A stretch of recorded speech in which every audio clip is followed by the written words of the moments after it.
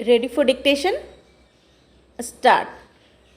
White house के एक वरिष्ठ अधिकारी जॉन किर्बी ने भारतीय लोकतंत्र की सराहना करते हुए जो कुछ कहा है वह न सिर्फ स्वागत योग्य है बल्कि इससे उन तमाम भारत विरोधी देशों की आंखें खुल जानी चाहिए जो रह रह कर दुनिया के इस सबसे विशाल लोकतंत्र और इसकी शासन व्यवस्था पर उंगलियां उठाते रहते हैं। किर्बी ने तो यहाँ तक कह दिया कि जिन्हें संदेह हो वे दिल्ली घूमकर इसकी तस्दीक कर ले। वैसे तो भारत को किसी के प्रमाण पत्र की ज़रूरत नहीं है, पर हिंदुस्तानी जमहूरियत कितनी जीवंत है इसका पता इसी तथ्य से लगाया जा सकता है कि आज़ादी के बाद से आज तक यहाँ सत्ता का हस्तांतरण हर बार शांतिपूर्ण तरीके से और पूरी गरिमा के साथ हुआ है। यही नहीं, यहाँ के मतदाताओं की परिपक्वता की एक वानगी यह भी है कि राजधानी दिल्ली में ही मुल्क की निजामत के लिए जब उन्होंने भाजपा के अटल बिहारी वाजपेयी को चुना था तब सूबे की कमान कांग्रेस की शीला दीक्षित को सौंपी थी। आज भी इसी क्रम में दो विरोधी सियासी जमातों के नरेंद्र मोदी और अरविंद केजरीवाल पदारूढ़ है। भारतीय लोकतंत्र 75 वर्षों का अपना सफ़र पूरा कर चुका है और दुनिया आज यदि इसकी परिपक्वता व समावेशिता को सलाम कर रही है तो इसका बहुत बड़ा श्रेय हमारे पुरखों द्वारा सौंपी गई इस पवित्र पुस्तक को जाता है जिसे हम संविधान कहते हैं। इस पुस्तक ने समाज के हाशिए पर जीने वाले और महलों में पैदा नागरिकों में कोई फर्क नहीं रहने दिया। बीते 75 वर्षों में हाशिए के समाजों ने शासन के केंद्र में अपनी कैसी गरिमामयी जगह बनाई है।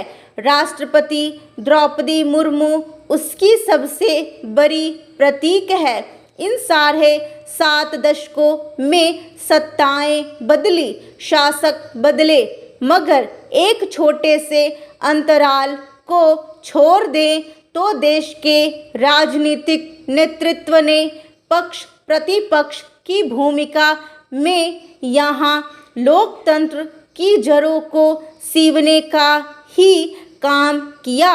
इसी का नतीजा है कि हमारे पड़ोस के छोटे छोटे देश जब इस शासन प्रणाली को संभालने में नाकाम दिखते हैं तब हम एक लैंप पोस्ट की तरह हैं, मगर निष्पक्ष न्यायपालिका स्वायत्त संस्थाओं के बावजूद हमें एक आदर्श लोकतंत्र बनने के लिए अभी लंबा सफ़र तय करना है। लोकतंत्र की सफलता सिर्फ चुनावी जनादेश के आधार पर सत्ता हस्तांतरण में निहित नहीं है। उसकी कामयाबी आखिरी आदमी की आवाज़ सुनने और उसे त्वरित न्याय देने में है। इस कसौटी पर खरा उतरना आसान नहीं है। हम इस बात को नज़रअंदाज नहीं कर सकते कि दुनिया के बड़े देश जब हमारी तारीफ के पुल बांधते हैं उसी वक्त कई अंतर्राष्ट्रीय रिपोर्टें हमें यह भी जताती है कि किन किन मामलों में कितने सुधार की दरकार है। निसंदेह हमारे पास दुनिया की सबसे बड़ी गरीब आबादी है और उसके लिए भरपेट भोजन व सम्मानजनक जीवन के साधन जुटाने की प्राथमिकता एक बड़ी चुनौती है। पर हमने आज़ादी के इन वर्षों में अपनी उपलब्धियों से दुनिया को चौंकाया है।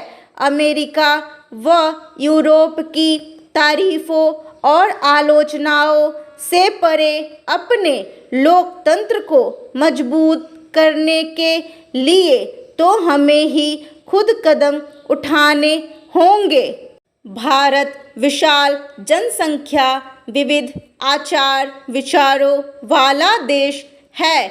इसमें अपराध भी होंगे और शिकायतें भी रहेंगी, पर लोगों को उनकी शिकायतों का संतोषजनक हल मिले, इसके लिए तंत्र को अधिकाधिक स्वायत्त और जवाबदेह कैसे बनाया जाए, इसे हम विकसित लोकतंत्रों से जरूर सीख सकते हैं, सीखना ही चाहिए।